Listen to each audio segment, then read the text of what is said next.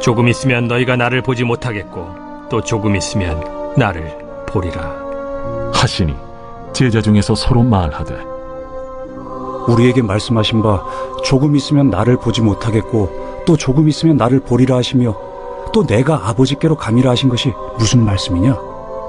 조금 있으면이라 하신 말씀이 무슨 말씀이냐? 무엇을 말씀하시는지 알지 못하노라. 예수께서 그 묻고자 함을 아시고 이르시되 내 말이 조금 있으면 나를 보지 못하겠고 또 조금 있으면 나를 보리라 하므로 서로 문의하느냐. 내가 진실로 진실로 너희에게 이르노니 너희는 곡하고 애통하겠으나 세상은 기뻐하리라. 너희는 근심하겠으나 너희 근심이 도리어 기쁨이 되리라. 여자가 해산하게 되면 그때가 이르렀으므로 근심하나 아기를 낳으면 세상에 사람 난 기쁨으로 말미암아 그 고통을 다시 기억하지 아니하느니라. 지금은 너희가 근심하나 내가 다시 너희를 보리니 너희 마음이 기쁠 것이요 너희 기쁨을 빼앗을 자가 없으리라. 그날에는 너희가 아무것도 내게 묻지 아니하리라. 내가 진실로 진실로 너희에게 이르노니 너희가 무엇이든지 아버지께 구하는 것을 내 이름으로 주시리라. 지금까지는 너희가 내 이름으로 아무것도 구하지 아니하였으나 구하라. 그리하면 받으리니 너희 기쁨이 충만하리라.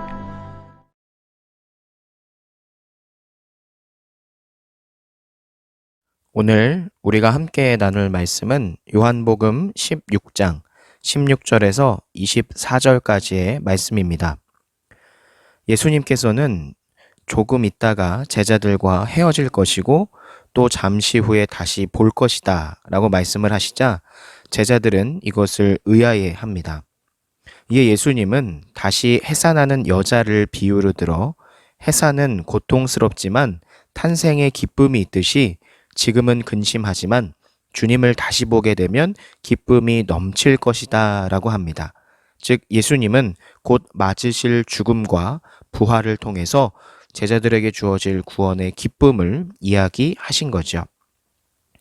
예수님이 제자들에게 이처럼 잠시 후면 다시 자신을 볼 수 없을 것이지만 조금 지나면 또다시 보게 될 것이라고 말씀을 하셨습니다.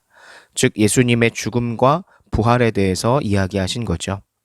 그때에는 제자들은 근심하고 있다가도 예수님을 다시 보고 기쁨이 넘칠 것이라고 하시는 겁니다. 그리고 그 기쁨은 세상 누구도 빼앗을 수 없는 기쁨이다 라고 이야기합니다.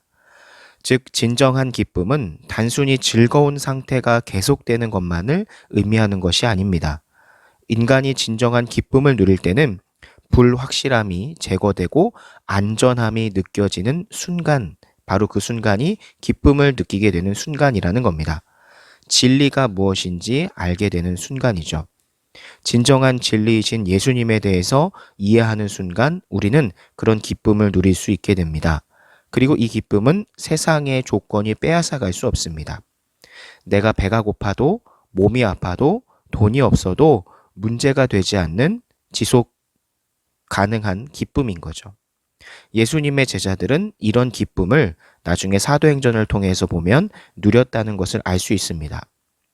즉 하나님이 나를 구원하셨다는 그 감격과 기쁨을 체험한 성도는 세상을 이깁니다. 왜냐하면 세상이 자랑하는 그 무엇도 구원의 감격과 비교할 수 없기 때문이죠.